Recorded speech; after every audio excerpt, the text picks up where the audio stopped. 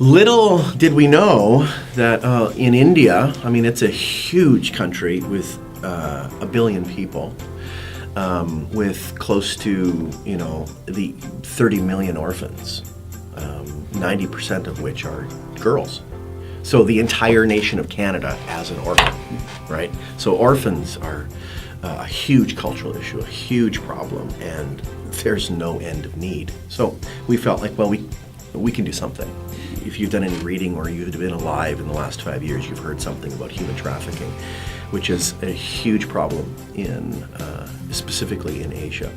Where we want to work is the largest brothel in the world. It's a street called The Cages. 250,000 girls under the age of 16 imprisoned specifically for the sex trade. And so again, this is sort of our philosophy, and what we feel like God has called us to do is we will find the darkest night, and that's where we turn the light on. I guess I was there when Gentle Hands India started to be developed and researched and thought out.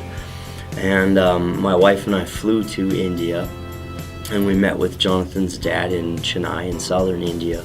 And we did tour some facilities there, and we also flew up to the red light district and the cages. And we drove through the streets. It was late at night, and it's not like Canada where we think of prostitutes and there's a lot of flesh showing and stuff like that. There was none. They were dressed like traditional Indian people are dressed, and you could see young girls on the streets. The agents met you at the beginning of the street, and as you drove down the streets, there was girls on the sides. There was business carrying on. There's barber shops. It was the most bizarre thing I've ever seen.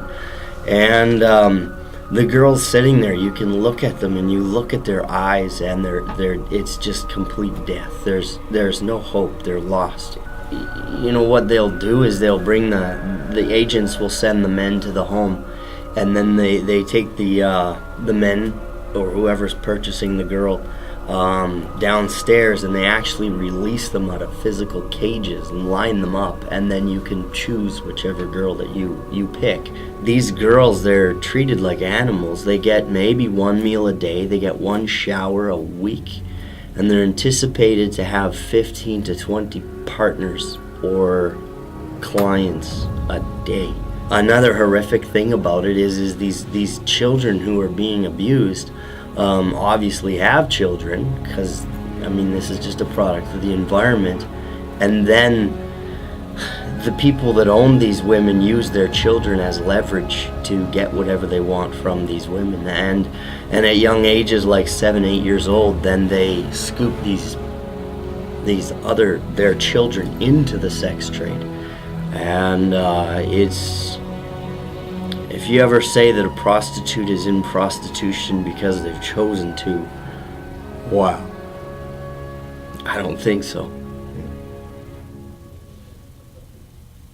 Part of why we partner with business owners and people who live in first world countries is not just a dollars and cents reality.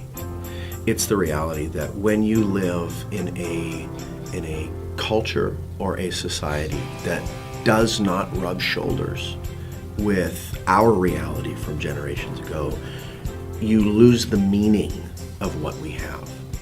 And so part of why we provide an opportunity for people to give it's not just because we need it.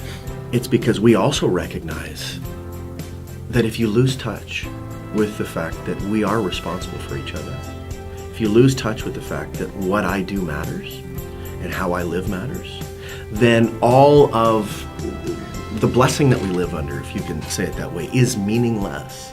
It's hoarded and it's turned in on ourselves, and at the end we are just as poor as those who have nothing.